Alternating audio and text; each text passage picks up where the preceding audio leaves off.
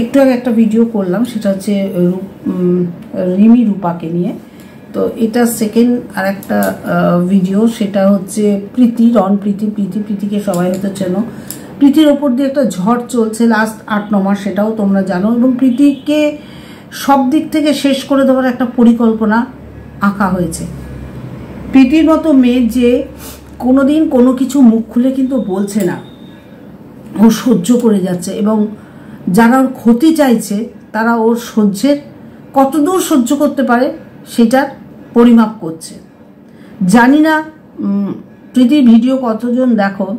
প্রীতি মানালি ঘুরতে গেছে, সিমলা কুলু মানালি ঘুরতে গেছে। সেখান থেকে প্রীতি যে আপডেটটা দিল, খুব দুঃখজনক এবং খুব ভয়ানক একটা খবর। সেটা হলো প্রীতির 3টে ফেসবুক অ্যাকাউন্ট চলে গেছে। প্রীতি যেটা ভয় পাচ্ছে, কে করেছে প্রীতি জানে। প্রীতি যেটা ভয় পাচ্ছে ওর ইনস্টা এবং ওর ইউটিউবের উপরও নজর দিয়েছে, সেগুলোকেও টার্মিনেট করে দেওয়ার, যাতে প্রীতির কোনো এই ব্লগিংয়ের কোনো কিছুই না থাকে, আর একদম নিঃশেষ যাতে হয়ে যায় ও ইউটিউব থেকে।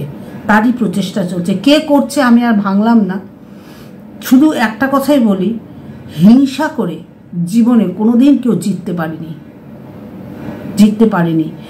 প্রীতি প্রচণ্ড ধৈর্যের পরিচয় দিয়ে যাচ্ছে। যে খেলছে সে একতরফা খেলে যাচ্ছে। প্রীতিকে খুব লুজ বল পেয়েছে, একতরফা খেলে যাচ্ছে। কিন্তু প্রীতির চ্যানেল নিয়ে নেবে, প্রীতির ফেসবুক গেছে, প্রীতির ইনস্টা চলে যাবে, প্রীতির ইউটিউব চলে যাবে, কিন্তু প্রীতির মুখটাকে তো বন্ধ করতে পারবে না। যেদিনকে প্রমাণিত হবে যে প্রীতির সব কিছু ওয়ান অ্যান্ড অনলি একজন শেষ করে দিল, সেদিন কিন্তু প্রকারান্তরে প্রীতিই জিতে যাবে। কারণ প্রীতি কিন্তু কাউকে শেষ করছে না। তার শত দুঃখের মাঝখানেও হেসে সে তার কর্তব্য পালন করে যাচ্ছে রনের প্রতি। এবং তোমাদের প্রীতির যারা ক্ষতি করছে তাদের তো ভাবা উচিত যে এতদিন রেজিস্ট্রি হয়ে গেছে, এখনো সামাজিকভাবে মেয়েটার বিয়ে দেয়া গেল না, সেদিকে কোনো চিন্তা ভাবনা নেই। প্রীতিকে কি করে সরিয়ে দেওয়া যায়, প্রীতিকে কি করে একদম মনোবল চুরমার করে দেওয়া যায়, তার জন্য কি প্রচেষ্টা না।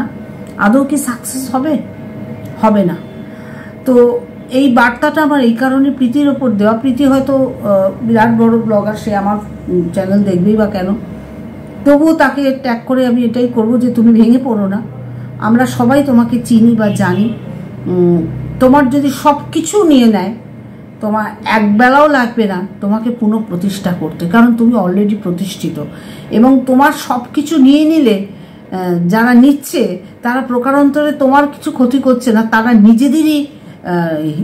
নিজেদেরকেই ক্ষতি করছে, এটা প্রমাণিত হয়ে যাবে। নিজেরা হিংসায় বশবর্তী হয়ে তারা নিজেদেরকেই নিজে ক্ষতি করছে। যাই হোক, প্রীতি এবং রন, তোমরা সিমলা ঘুরতে গেছো, সিমলা কুলু মানালি ভালো করে এনজয় করো। প্রীতি দিদিও গেছে, আরও বেশ কয়েকটা ফ্যামিলি গেছে।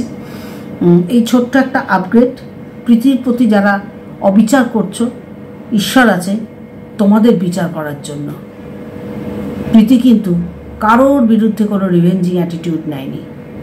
ও হেসে তার সমস্ত প্রতিকূলতার সঙ্গে ওরা লড়াই করে যাচ্ছে। প্রীতিকে শেষ করা যাবে না, এইটুকু বলার জন্য এই ভিডিও। ভালো থেকো, সুস্থ থেকো, অবশ্যই বেঁচে থেকো। Please like, comment, share and subscribe. হিংসা পতনের মূল কারণ। যে যত বেশি হিংসা করবে তারই পতন হবে।